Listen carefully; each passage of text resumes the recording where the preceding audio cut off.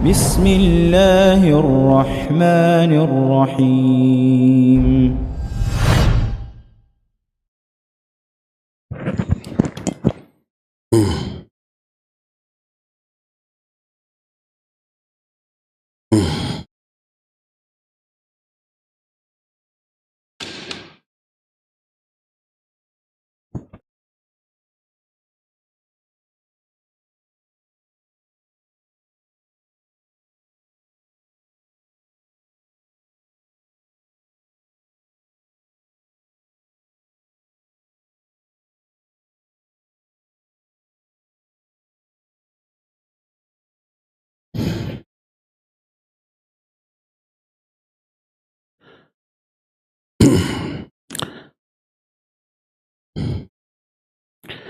Bismillahirrahmanirrahim.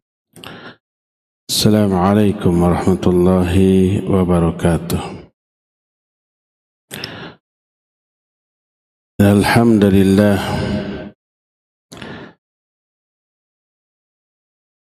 nahmaduhu wa nasta'inuhu wa nastaghfiruh wa na'udzu billahi min shururi anfusina wa sayyiati a'malina.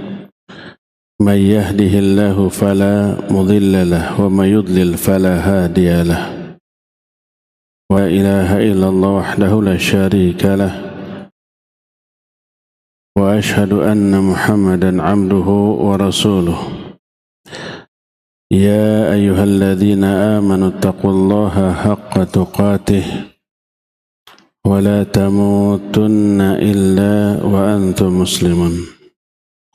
Waba'ad. Hadirin jamaah Masjid Agung Al-Ukhwah Bandung yang Allah muliakan, para pendengar radio Tarbiyah Sunnah, kita kembali berjumpa dalam kajian khusus muslimah yang diselenggarakan oleh Radio Roja Cilengsi tapi bertempat di Bandung. Tema yang kita angkat sekarang adalah Ghadul Basar atau kewajiban untuk menundukkan pandangan. Apa itu Ghadul Basar? Secara bahasa, Ghad artinya menundukkan, Al-Basar artinya pandangan.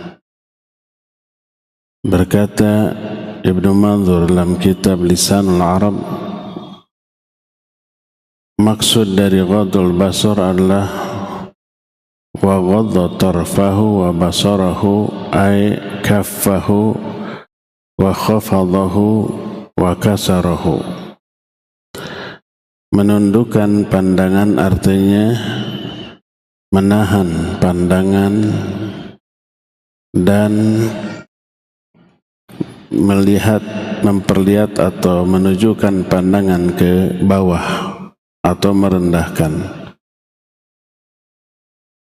serta menghindarkan pandangan yang tidak semestinya. Dan inilah yang wajib. Allah berfirman, "Qul lil mu'minin yaghuddu min absarihim." Katakan kepada orang-orang yang beriman, laki-laki hendaklah mereka menundukkan pandangan. Dalam ayat ke-31-nya ditujukan kepada kaum muslimat, qul lil mu'minati yaghdudna min absarihin. Katakan kepada orang-orang wanita-wanita mukminat, hendaklah mereka menundukkan pandangan-pandangan mereka. Berkata Syekhul Islam Ibn Taimiyah dalam Majmu' Fatawanya, wallahu subhanahu qad amara fi kitabihi bi ghaddil basar wa huwa naw'an.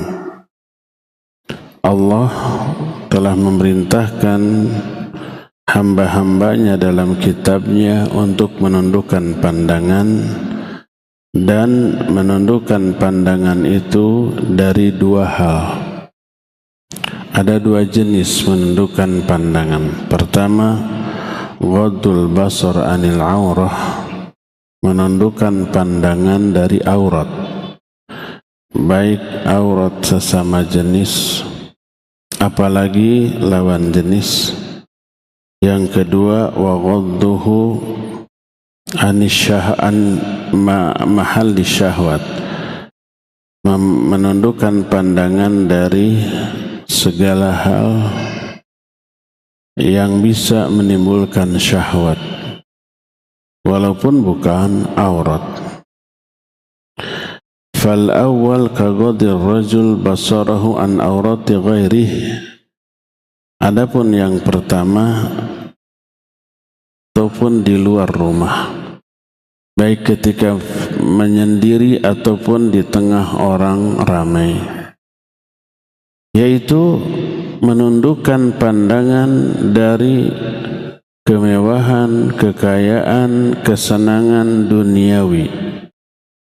Jangan sampai kita terbelalak kepada kekayaan dunia yang dimiliki oleh orang lain,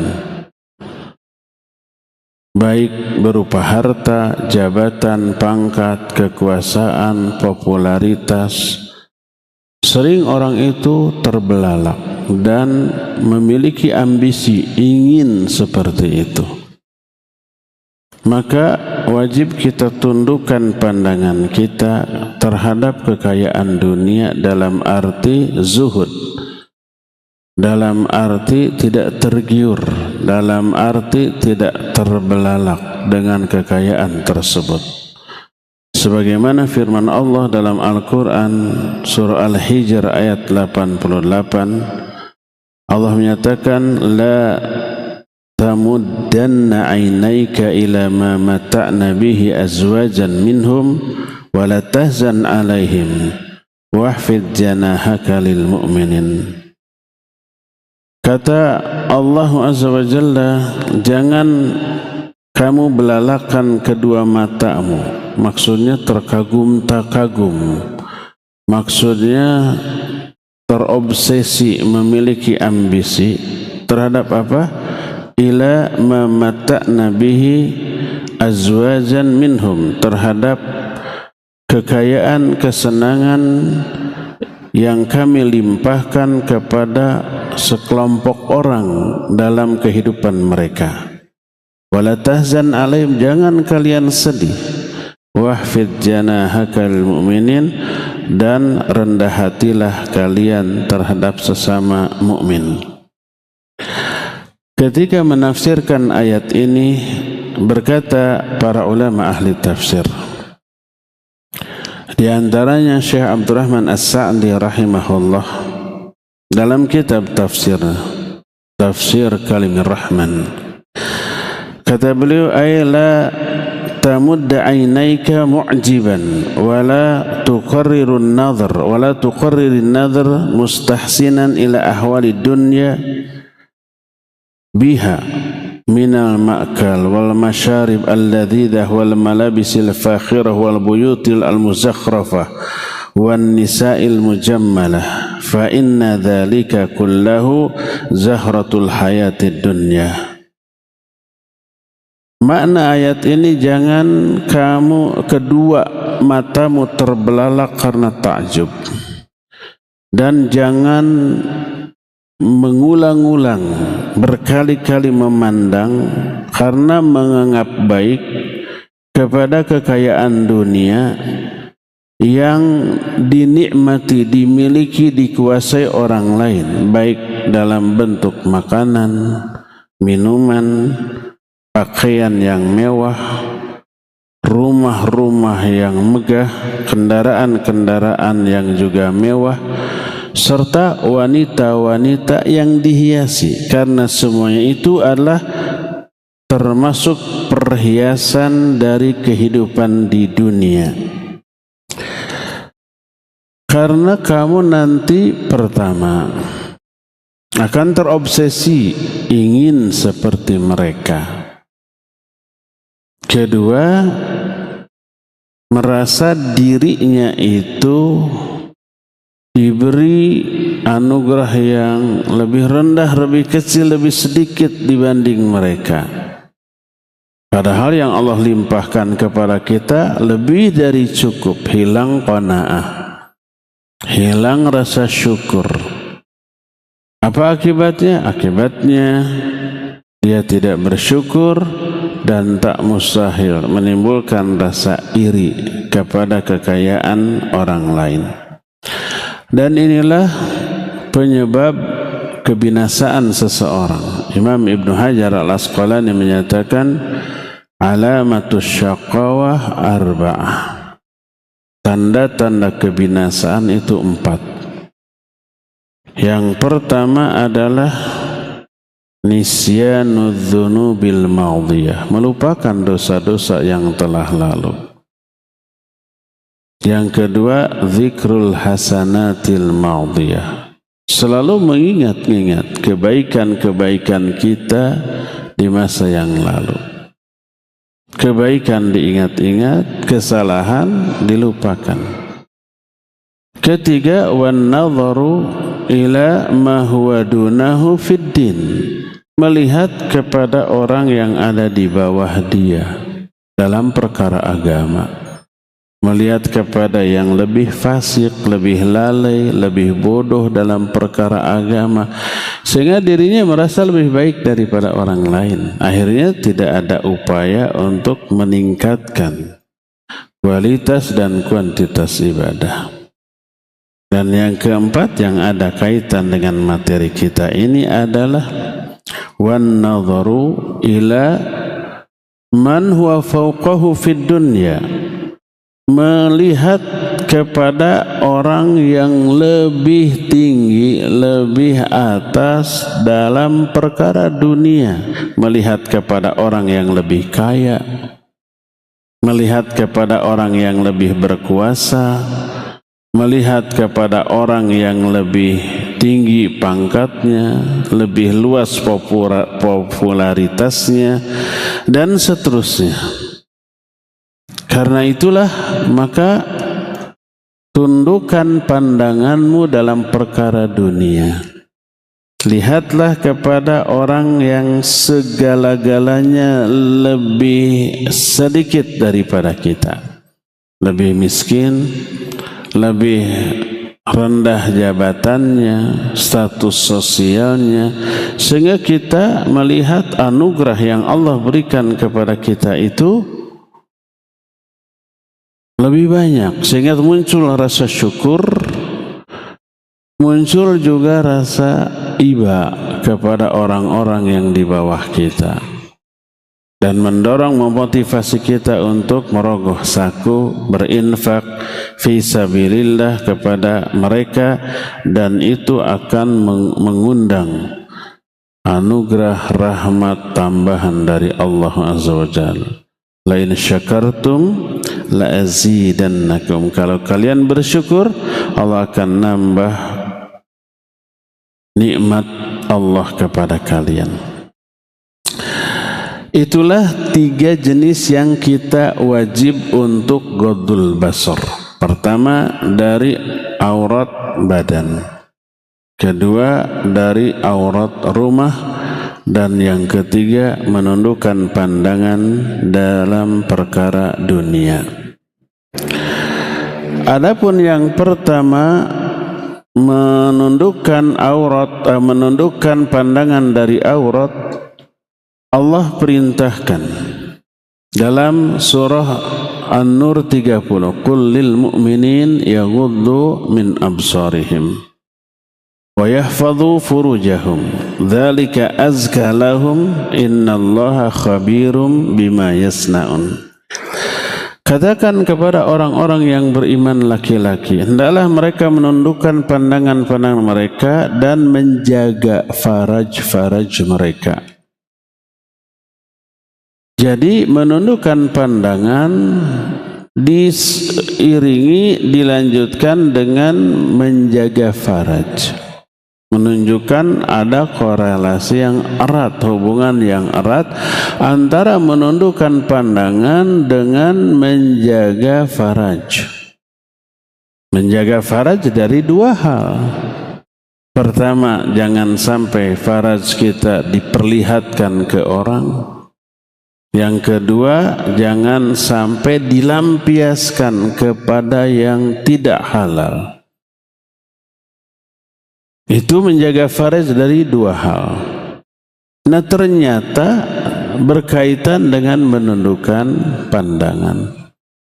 Ini menunjukkan menundukkan pandangan itu salah satu di antara wasilah untuk bisa menjaga faraj.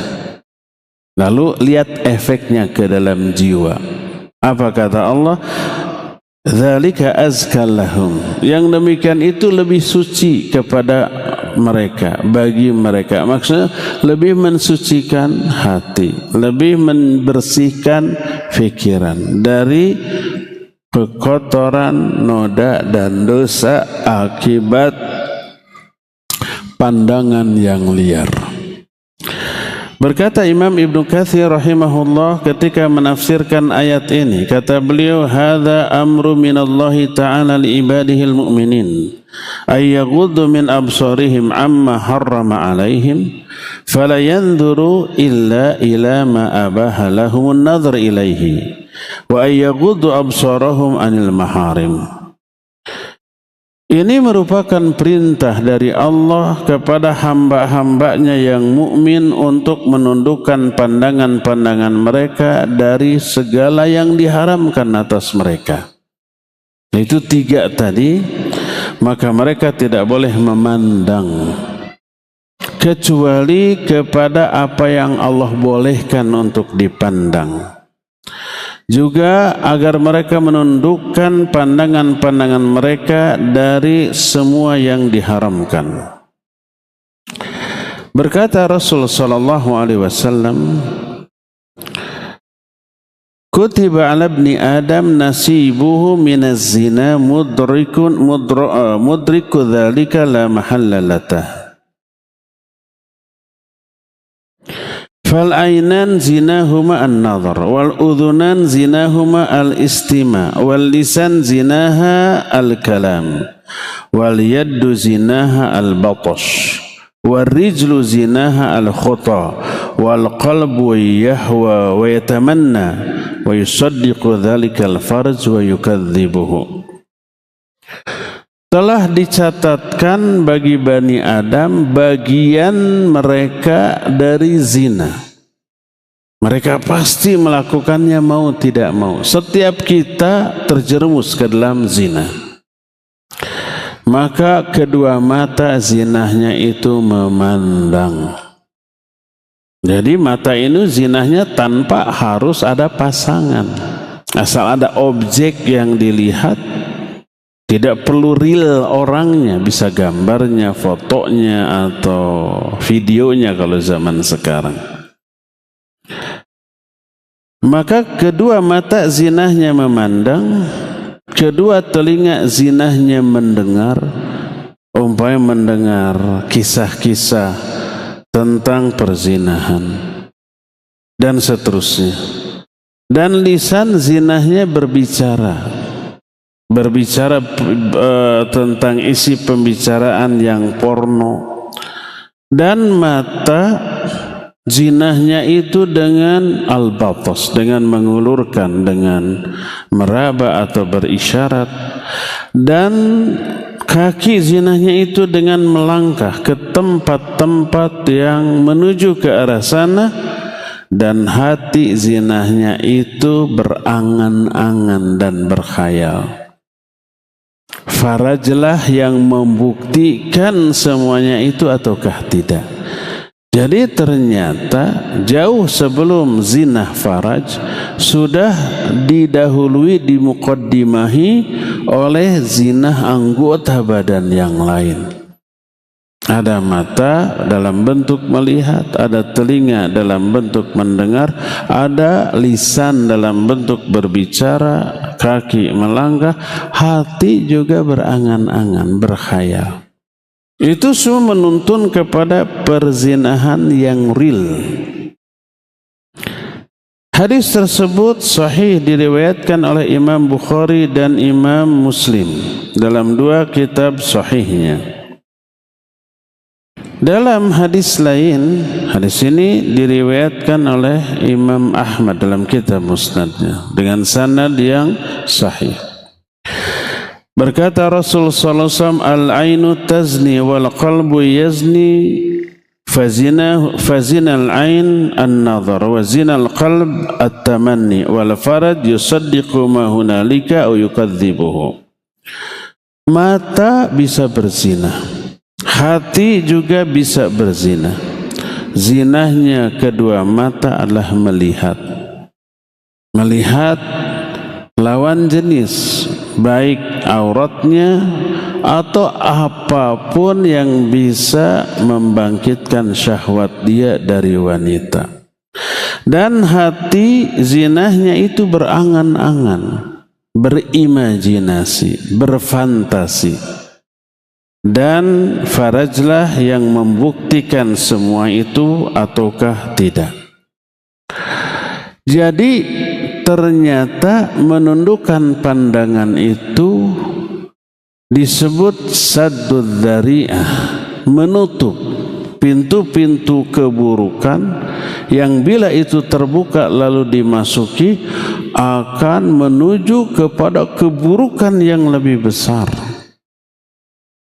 Karena manusia memang diciptakan dengan membawa syahwat terhadap banyak hal, terutama kepada wanita. Zuyyina lin-nasi hubbus syahawati minan nisa wal banin wal qanatiril muqattarah minadh dhahabi wal fiddah. Telah dihiasi manusia itu dengan syahwat terhadap wanita, anak-anak, perhiasan. Disebut yang pertama wanita karena itu yang paling besar daya pikatnya bagi kaum laki-laki. Makanya tak heran apabila Rasul SAW menyatakan ma taraktu ba'di fitnatan adharra 'ala rijal minan nisa. Tidaklah aku tinggalkan fitnah setelah aku yang lebih berbahaya terhadap laki-laki dibanding fitnah wanita. Hadis ini juga sahih riwayat Imam Bukhari dan Imam Muslim. Dan itu telah terbukti di zaman baheula mula di kalangan Bani Israel, fitnah yang membuat mereka hancur dan binasa yang pertama kali adalah fitnah wanita. Sebagaimana sabda Rasul sallallahu alaihi wasallam dalam hadis sahih diriwayatkan oleh Imam Muslim, "Innad dunya hulwatun khadirah, fa inna Allah mustakhlifukum fiha." Fayanzuru kaifa ta'malun fattaqud dunya wattaqun nisa fa inna awwala fitnati bani Israel kanat fin nisa. Kata Nabi SAW, dunia itu sangat indah, sangat manis dan hijau. Yang manis menarik, yang hijau bagi orang-orang yang hidup di lingkungan yang sangat gersang itu juga sangat menarik. Hijau itu identik dengan kesejukan, kenyamanan, keindahan, suasana yang nyaman. Dunia itu begitu manis, hijau, amat sangat memikat. Dan Allah telah menjadikan kalian sebagai khalifah di dalamnya, pengelola. Lalu Allah nanti akan melihat apa yang akan kalian lakukan. Maka fattaqud dunya, bertakwalah kalian kepada dunia. Dan bertakwalah wattaqun nisa, dan bertakwalah kalian kepada para wanita. Makna bertakwa bukan tunduk patuh taat kepada wanita, sama maknanya dengan takwa kepada Allah, takwa kepada hari kiamat, takwa kepada kezaliman, takwa juga kepada dunia dan para wanita. Fattaqullah, bertakwalah kalian kepada fattaqu wattaqu yawma la tajzi nafsun an nafsin syai'a. Bertakwalah kalian kepada satu hari yang di hari itu Tidak ada seseorang tidak bisa menolong orang, maksudnya hari kiamat. Jadi kita diperintahkan untuk takwa kepada Allah, takwa kepada hari kiamat, takwa kepada neraka, takwa kepada para wanita, takwa kepada dunia. Apa makna takwa? Takwa itu ja'lul insan wiqayah. Seseorang membuat benteng perisai dari sesuatu. Takwa kepada Allah membuat benteng perisai dari murka dan azab Allah. Jangan sampai terkena murka Allah, jangan sampai terkena azab Allah. Dengan cara apa? Imtithalu awamirih wajtinabu nawahi. Laksanakan semua perintahnya, jauhi semua larangan. Itu satu-satunya benteng dari murka Allah. Makanya para ulama mendefinisikan takwa dengan imtithalu awamirih wajtinabu nawahi. Takwa itu menjauhi semua larangannya dan melaksanakan semua perintahnya. Hanya itu bentengnya, nggak ada yang lain. Bertakwa kepada neraka dengan membentengi diri dari neraka. Membikin benteng agar tidak terkena api neraka. Apa bentengnya? Sama, ketaatan kepada Allah. Lakukan semua perintahnya, jauhi semua larangan. Itu yang bisa membentengi kita. Bertakwa kepada kiamat artinya membentengi diri dari kengerian hari kiamat, kedahsyatan kiamat, buruknya kondisi di hari kiamat. Apa bentengnya? Sama, ketaatan kepada Allah dan Rasulnya. Laksanakan semua perintahnya, jauhi semua larangannya. Bertakwa kepada dunia bukan tunduk patuh kepada dunia, tapi membentengi diri dari fitnah dunia. Termasuk bertakwa kepada wanita, maknanya membentengi diri dari fitnah wanita. Jauhi mereka. Jadi kata Rasul SAW setelah menjelaskan dunia ini indah, sangat memikat, lalu beliau menyatakan fattaqud dunya wattaqun nisa. Hindari fitnah dunia, jauhi fitnah wanita. Fa inna awwala fitnati Bani Israel kanat fin nisa. Karena fitnah yang pertama kali menimpa Bani Israel adalah tentang para wanita. Karena itu maka bila seseorang mampu menjaga pandangan, maka itu sebuah amal soleh yang agung. Pertama diperintahkan oleh Allah, melaksanakan perintah berarti berpahala ibadah. Keduanya menundukkan pandangan itu berarti menjauhi perkara yang haram. Padahal kita mampu melakukan perkara haram tersebut. Kita bisa memandang segala yang kita inginkan secara liar, mampu. Tapi kita tahan karena takut kepada Allah. Ini ibadah yang agung. Tapi kalau umpamanya kita tidak mampu menahan, oh bahaya. Lahir batin, dunia akhirat. Berkata Rasul sallallahu alaihi wasallam dalam hadis yang diriwayatkan oleh Imam Al-Hakim dalam kitab Al-Mustadrak. Kata beliau, "An-nadhrah sahmun min sihami iblis masmumah, faman tarakaha min khaufillah athabahu azza wa jalla imanan yajidu halawatahu fi qalbihi." Memandang adalah salah satu anak panah iblis yang paling beracun. Jadi kalau anak panah itu sudah nancap, wah, racunnya itu menyebar ke seluruh tubuh, membahayakan. Orang yang liar pandangan matanya, apa yang dia pandang masuk ke hati, masuk ke pikiran. Itu menguasai seluruh tubuh ketika sholat. Kebayang apa yang dia lihat tadi. Ketika baca Al-Quran, kebayang apa yang dilihat tadi. Ketika zikir, kebayang. Dalam hal apapun, sampai ke bawah mimpi juga masuk.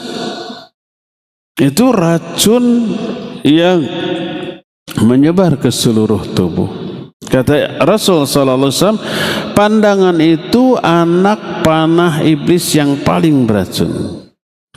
Maka faman tarakahu min khaufillah, siapa yang meninggalkannya, menundukkan pandangan karena takut kepada Allah Azza wa Jalla, Allah akan berikan iman di dalam hatinya dan dia akan merasakan manisnya iman tersebut di dalam hatinya. Kata Imam An-Nawawi, maksud manisnya iman itu lezat atau tenang tentramnya hati orang tersebut. Termasuk wa halawatul iman tashmulul khusyu' fi shalah. Halawatul iman itu, manisnya iman itu mencakup kekhusyuan di dalam salat. Dia pikirannya, hatinya tidak terganggu dengan apa yang dia lihat karena dia menundukkan pandangan. Tidak masuk ke dalam hatinya di saat salatnya. Di saat salatnya fokus, tidak terracuni oleh apa yang dia pandang. Atau jangankan memandang aurat wanita, antum upaya kerja di depan komputer sebagai desainer rumah, umpama arsitek, terus azan, terus sholat, rancangan tadi tuh kebayang gak tuh? Atau umpamanya catur, sebelum sholat catur, ketika azan berhenti dulu, masuk sholat. Nah ketika sholat terbayang papan catur tadi, langkah-langkahnya, dievaluasi tadi, aduh saya kalah begini, nanti akan begini. Dalam sholat itu masuk ya, masuk meracuni, apalagi aurat wanita. Maka siapa yang mampu menghindarkan pandangan dari perkara yang haram, Allah akan berikan manisnya iman di dalam hatinya. Ini faidah dari menjaga pandangan. Dalam hadis lain diriwayatkan oleh Imam Ahmad dengan sanad yang hasan. Hadis ini sanadnya dhaif. Tapi ada hadis penguat yang mengakibatkan hadis ini terangkat menjadi hadis hasan li ghairihi dan termasuk hadis yang makbul di kalangan para ulama ahli hadis. Berkata Rasul sallallahu alaihi wasallam, "Idmanu li sittan min anfusikum adman lakumul jannah." Tolong jaga 6 perkara untukku, aku jamin kalian dengan surga. Coba perhatikan ke-6 poin ini kunci masuk surga. Nabi SAW yang menjamin surga bagi orang yang perhatikan 6 perkara ini. Dan beliau tidak berbicara menurut pendapat pribadi. Itu wahyu, wa ma yantiqu anil hawa in huwa illa wahyu yuha. Beliau tidak pernah berbicara dari hawa nafsu. Semua yang diucapkannya adalah wahyu yang Allah berikan kepadanya. Termasuk ini hadis. Beliau berkata, "Utitul Qur'an wa mithlahu ma'ahu." Aku telah diberi Al-Quran dan diberi yang semisal dengan Al-Quran. Kata Imam Syafi'i, maksud diberi hadis. Kata Nabi SAW, "Idmanu li sittan min anfusikum adman lakumul jannah." Tolong jaga 6 perkara untukku, aku jamin surga bagi kalian. Apa saja ke-6 tersebut? Usduqu idza haddatsum, jujurlah ketika kalian berbicara. Jujur itu kan zaman dulu hanya berkaitan dengan berbicara. Kalau sekarang orang bisu pun bisa jujur atau berdusta. Dengan apa? Dengan jempolnya ya, melalui tulisan. Ada orang yang menyebarkan tulisan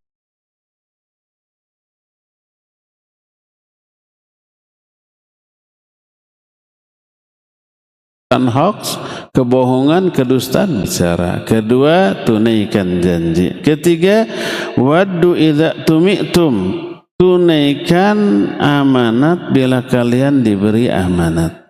Jangan berkhianat. Keempat, wahfadhu furujakum, jaga pelihara faraj kalian. Kelima, wa ghaddu absarakum, tundukkan pandangan-pandangan kalian. Dan terakhir yang keenam, wa kaffu aydiyakum, jaga kedua tangan kalian. Jangan sampai menyakiti, menzalimi apapun bentuknya, memukul, mencubit, menyikut, nonjok, atau sekadar dengan isyarat. Isyarat bisa menyakiti orang, bisa dengan cara menghina dengan isyarat. Dulu di zaman saya kecil nggak dikenal isyarat yang menghina seperti itu. Sekarang ada dengan menjulurkan jari tengahnya. Itu dari sono tuh, dari orang-orang kafir nyebar ke kita. Dulu kita nggak tahu apa itu dan tidak dikenal. Sekarang anak kecil juga berani tuh menjulurkan jari tengah dengan tangan. Tidak menyakiti secara fisik, tapi menyakiti secara psikis, menyinggung perasaannya tuh. Itulah 6 poin yang menyebabkan orang memperoleh jaminan surga. Coba dari ke-6 poin ini berapa poin yang sudah kita miliki? Yang pertama, jujur ketika berbicara. Masih di kalangan kita suka dusta. Kedua, menunaikan janji. Masih suka ingkar. Ketiga, menunaikan amanat. Masih suka khianat. Kalau yang keempat mungkin ini bisa kita jaga, menjaga faraj. Kita nggak pernah keluar sambil telanjang kan? Nggak mungkin lah. Jangankan di luar rumah, di luar WC juga kita nggak gitu. Jadi menjaga faraj dari 2 hal tadi. Mungkin ini bisa kita selama ini sampai sekarang bisa kita jaga. Menjaga faraj dari 2 hal, tidak diperlihatkan dan tidak dilampiaskan secara tidak halal. Nah, yang kelima ini, tundukkan pandanganmu. Nyaris setiap kita tidak bisa. Dan yang terakhir, menjaga kedua tangan, jangan sampai menyakiti. Mungkin ini juga bisa lah, kita bisa menjaga. Walaupun kita latihan bela diri, suka nonjok samsak, suka hut-het dan seterusnya, tapi bukan untuk menyakiti orang. Pertama agar sehat, kedua juga agar memiliki kepercayaan diri yang lebih tinggi, berani karena benar. Yang ketiga, bisa suatu saat digunakan kalau kepepet, ada copet, atau ada orang yang mau membegal kita, memalak kita. Nah, ya, tapi tidak kita gunakan untuk menyakiti. Hanya 2 poin mungkin yang kita bisa dari 6 poin tadi. Menjaga faraj dan menjaga tangan. Tapi menjaga mata, ini banyak dari kita yang kita langgar. Menjaga apa lagi tadi? 4 poin ini susah. Menjaga lisan, menjaga mata, menjaga apa lagi tadi? Amanah dan janji. Ini yang banyak. Hanya 2 dari 4. Belum ada jaminan surga tuh bagi kita, ya. Baru berapa persen?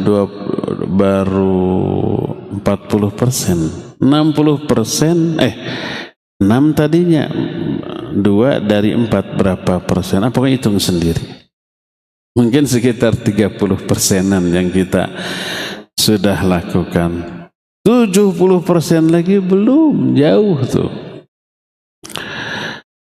Nah, ada sesuatu yang diberikan sebagai solusi oleh syariat agar kita bisa menundukkan pandangan, walaupun tidak semua orang ini menjadi solusi. Yaitu apa? Nikah.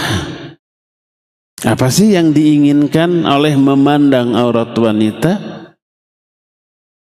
Ingin puncak dari memandang aurat wanita itu terlampiaskannya syahwat.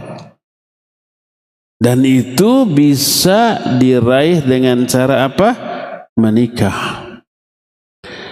Maka Nabi SAW menyatakan, ya ma'syarasy syabab, man istata'a minkumul ba'ah falyatazawwaj fa innahu aghadul basar wa ahsanul farj. Faman lam yastati fa alaihi bisyam. Fa innahu wija'un lahu. Hei para pemuda, kalau siapa di antara kalian sudah memiliki kemampuan untuk menikah, silakan nikah. Karena nikah itu bisa menundukkan pandangan dan bisa menjaga faraj. Siapa yang tidak mampu, hendaklah dia saum. Karena saum itu pengendali. Jadi jangan sampai nikah tidak, saum tidak. Wah, liar dia. Berkata Rasulullah SAW dalam hadis sahih riwayat Imam Muslim, innal mar'ata tuqbilu fi surati syaitan wa tudbiru fi surati syaitan, fa idza absara ahadukum imra'atan falyati ahlahu fa inna dzalika yaruddu ma fi nafsihi. Sesungguhnya wanita itu datang maju dalam bentuk setan, mundur dalam bentuk setan juga, artinya memikat. Maka apabila salah seorang di antara kalian melihat kepada seorang wanita lalu syahwatnya bergejolak, hendaklah dia mendatangi istrinya, karena itu bisa meredam apa yang ada di dalam hatinya. Dalam hadis lain riwayat Imam At-Tirmidzi, fa idza ra'a ahadukum imra'atan fa a'jabathu falyati ahlahu fa inna ma'aha mithla alladhi ma'aha. Apabila salah seorang di antara kalian melihat seorang wanita yang terus dia kagum kepada kecantikannya, kepada keseksiannya, hendaklah dia segera mendatangi istrinya, karena istrinya memiliki apapun yang dimiliki oleh wanita tersebut. Terjagalah pandangannya, terjagalah syahwatnya, terjagalah farajnya dengan cara menikah. Ini solusi, walaupun tidak menjadi solusi bagi semua orang. Ada nggak orang sudah nikah tapi matanya tetap jelalatan? Ada. Ada nggak orang sudah nikah punya istri 1, 2, 3, 4 tapi tetap saja dia itu tergoda oleh perempuan lain? Ada banyak. Sampai lahir istilah pelakor.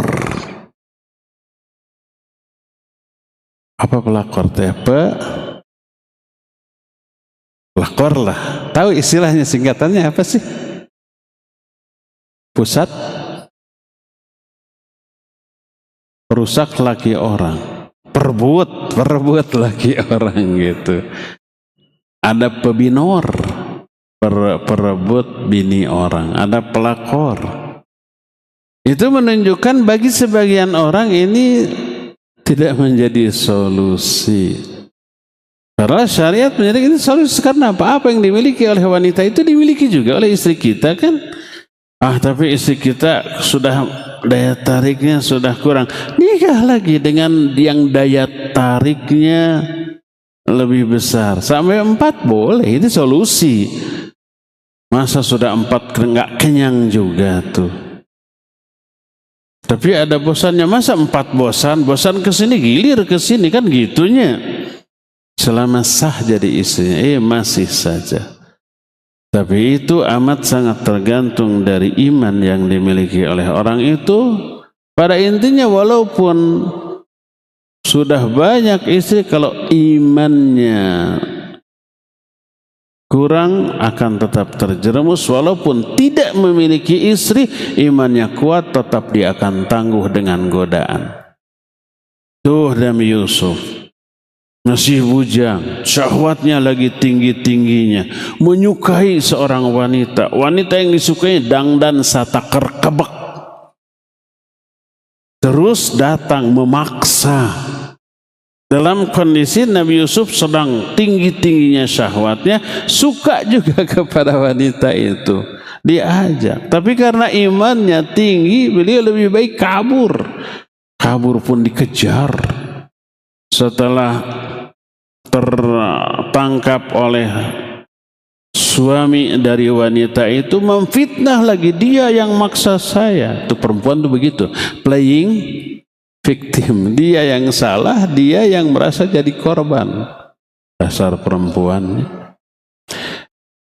Kalau imannya tangguh, setangguh Nabi Yusuf nggak akan tergoda. Tapi kalau imannya lemah, walaupun istrinya 4, tetap akan tergoda. Sudah penyakit ya. Inilah penjelasan tentang ghadul basar. Cukup sampai di sini dan kita masuki sesi tanya jawab. Apabila ada pertanyaan dipersilakan. Wa sallallahu ala nabiyina Muhammadin wa ala alihi wa ashabihi wasallam.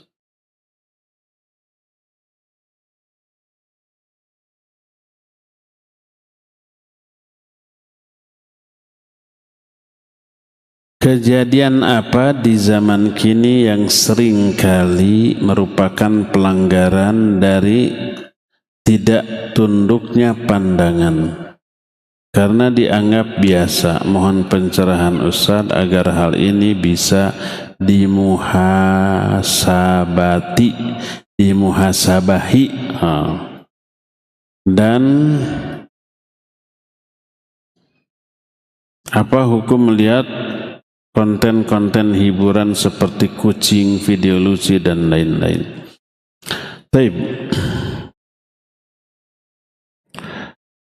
Kejadian apa di zaman kini yang merupakan pelanggaran dari tidak menundukkan pandangan? Ya tadi, kalau tidak menundukkan pandangan pasti akan memberi efek domino kepada keburukan yang lain.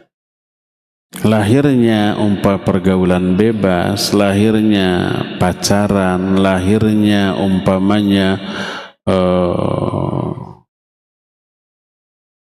kangkau di kafe-kafe laki dan perempuan dan seterusnya, itu adalah efek dari tidak menundukkan pandangan. Sampai lahirnya perzinahan, sampai lahirnya ada istilah pelakor dan pebinor.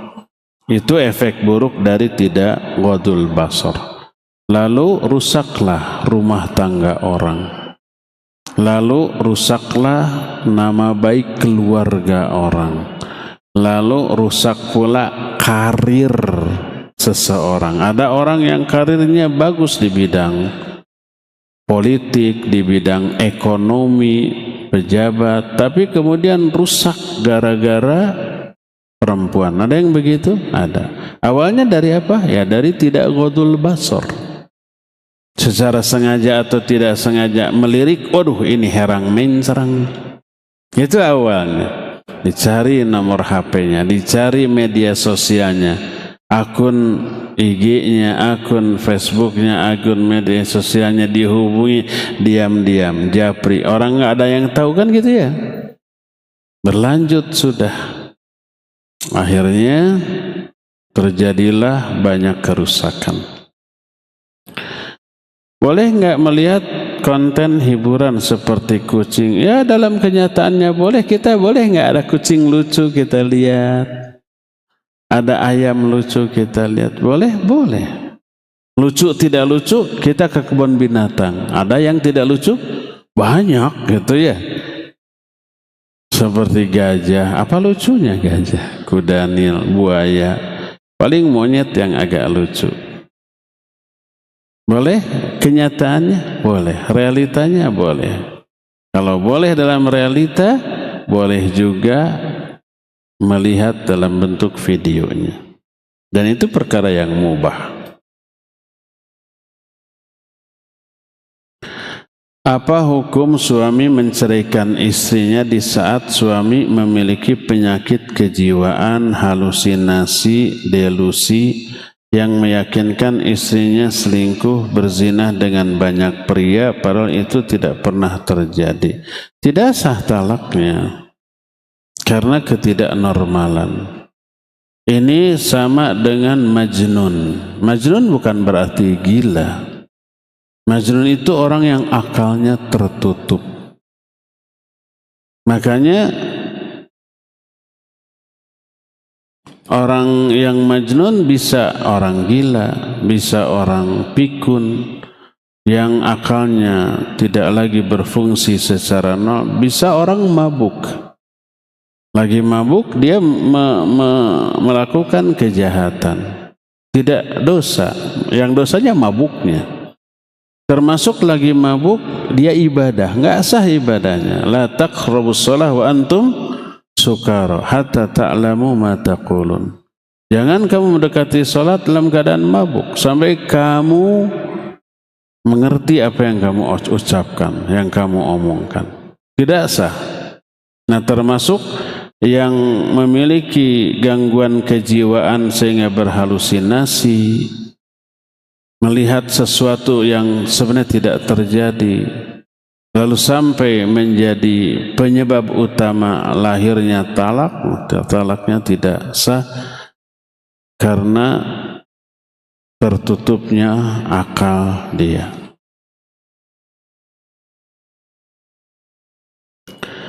Saya sedang hamil. Keluarga saya sudah setuju tidak mengadakan syukuran 4 bulan 7 bulan. Syukuran wajib. Dari mulai hari pertama ketahuan lahir wajib. Terus tidak hanya 4 bulan 7 bulan. Emangnya sebulan 2 bulan pertama tidak disyukuri apa? Disyukuri setiap saat, tapi tidak ada ritual syukuran khusus ya. Nah, mungkin yang maksud ini ritual khusus syukuran 4 bulan 7 bulan kandungan. Alhamdulillah keluarga saya sudah ngaji. Namun dari pihak keluarga suami menyuruh untuk mengadakan syukuran dan saya tidak bisa menolak. Kenapa tidak bisa? Tolak saja. Apa yang harus saya lakukan? Tolak. Hese-hese. Apa boleh kalau acara sebatas pengajian atau apapun bentuk ritualnya, kalau diniatkan untuk mengadakan di acara tersebut, baik pengajian, mau sholat, mau sholawatan, mau doa, mau sama aja, bukan bentuk acaranya. Karena bentuk acara semua kebidahan itu pasti bagus. Nggak ada kebidahan yuk mabuk bersama, itu mah bukan bid'ah tapi maksiat. Kebidahan itu melaksanakan ritual yang dianggap agama tapi bukan agama, nambah-nambah. Dan karena ritual agama pasti isinya bagus, isinya doa, isinya zikir, isinya baca Quran, isinya pengajian, pasti bagus. Tidak ada kebidahan yang bentuk perbuatannya buruk, tidak ada.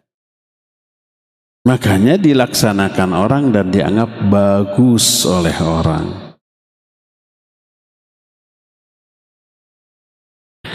Jadi apa boleh kalau acaranya sebatas pengajian tanpa ada ritual? Pengajian itu ritual itu.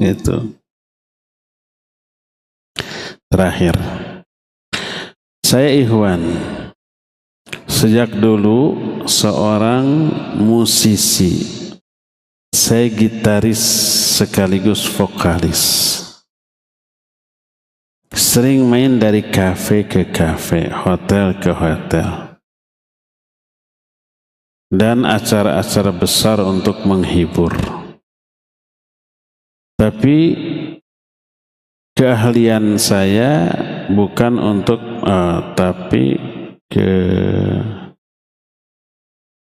keahlian saya bukan untuk mencari uang, hanya untuk menyalurkan bakatku butuh murid dan hobi saja. Jadi nggak dibayar tuh. Karena Allah pun kasih kelebihan saya itu sebagai seorang guru privat bahasa Inggris. Alhamdulillah saat ini saya sudah hijrah dan berhenti main musiknya untuk di kafe-kafe dan tempat lain. Tapi Ustaz, saya kadang sekali-kali masih suka main gitar dan bernyanyi lagu-lagu religi. Tapi hanya di rumah. Yang mau saya tanyakan, apakah masih boleh walau hanya sekali atau harus total saya tinggalkan? Iya, lagu religi. Apa yang menarik dari lagu religi? Isinya, syairnya, liriknya, atau nadanya? Tetap nadanya. Kalau isinya Quran tuh jauh lebih bagus. Hadis tuh lebih bagus. Penjelasan para ulama berbahasa Arab lagi. Itu jauh isinya lebih bagus. Kalau isinya. Tapi kada Al-Quran hadis mah ketika dibaca, ketika membaca penjelasan para ulama teu enakeun da tidak ada nadanya. Kalau ini mah enakeun sebab ada nadanya. Berarti yang menarik apanya? Nadanya, bukan liriknya, bukan kontennya, bukan isinya. Oleh karena itulah maka tetap yang diharamkan bukan karena musik dan lagu itu liriknya jelek tentang keburukan, bukan. Walaupun isi liriknya bagus, bahkan sholawat, apalagi Quran dinyanyikan dengan nada pop, dengan nada dangdut, ya nggak boleh.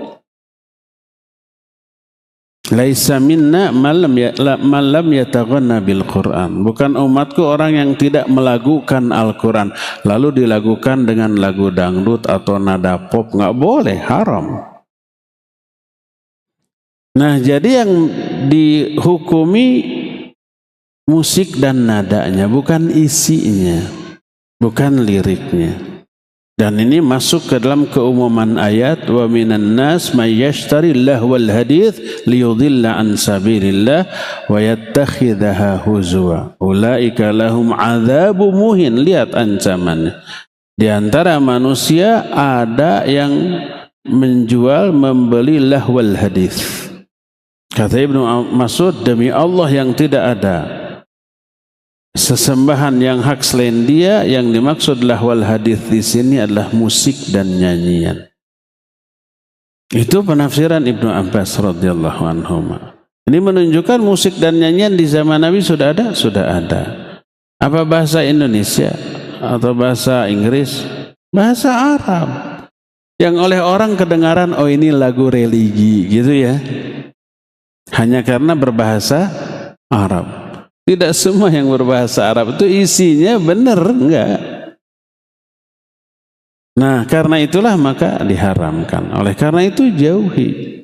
Karena siapa orang yang terhibur, merasakan ketenangan, kesenangan dengan musik dan nyanyian, dijamin dia tidak akan merasakan kenikmatan ketika baca Al-Quran. Dua kenikmatan yang bertolak belakang. Bahkan ini pun diakui kan oleh para musisi. Ada musisi yang ngomong, siapa yang sukanya dijamin tidak akan bisa menghafalkan Al-Quran. Mungkin dia dari pengalamannya tuh. Seorang musisi pernah ngomong seperti itu. Jadi total tinggalkan. Adapun bahasa Inggrisnya terus, silakan ajarkan bahasa Inggris. Saya juga ingin belajar tuh biar bisa gitu. Karena kadang-kadang suka ada tuh orang asing datang konsultasi, bisa bahasa Indonesia? Tidak bisa tuh, aduh liar saya menjelaskannya tuh. Kadang-kadang kita diundang ke luar negeri untuk ceramah di hadapan orang Indonesia, nyelip orang bule 1-2 mah terus bertanya. Kalau diterjemahkan kan kurang sip. Kadang-kadang diminta khutbah tapi beragam itunya, mustaminya karena di luar negeri. Tolong Ustaz pakai bahasa Inggris khutbah. Nah kan dirinya. Ustaz perlu bisa bahasa Inggris? Perlu tuh untuk zaman sekarang tuh ya. Sampai Syekh Al-Utsaimin dalam Kitabul Ilmi, suatu saat di bandara ada orang yang bertanya tentang sesuatu ke Syekh Al-Utsaimin. Dijawab, diterjemahkan oleh orang. Yang menerjemahkannya itu tidak amanah. Sampai datang seseorang, ya Syekh, orang ini khianat. Engkau berbicara tauhid, dia menerjemahkan dengan syirik. Engkau berbicara sunnah, dia menerjemahkan dengan bid'ah. Sampai beliau menyatakan, saya menyesal tidak menguasai bahasa Inggris. Karena apa? Karena ternyata dibutuhkan suatu waktu ya. Jadi untuk Ustadz perlu bahasa Inggris? Perlu. Jangan sampai saya mah ada lokal di Bandung mau ke luar negeri. Iya sekarang, tapi beberapa tahun yang akan datang ada kesempatan untuk diundang ke sana mungkin ya. Karena itu perlu bahasa Inggris, tapi jangan sampai mengalahkan kemampuan bahasa Arabnya terlebih dahulu ya. Cukup ya sampai di sini. Insyaallah kita jumpa kembali besok di tempat ini jam yang sama membahas masalah tauhid. Subhanakallahum bihamdik asyhadu an la ilaha illa ant astaghfiruka wa atubu ilaik walhamdulillahirabbil alamin. Wassalamualaikum warahmatullahi wabarakatuh. Bismillahirrahmanirrahim.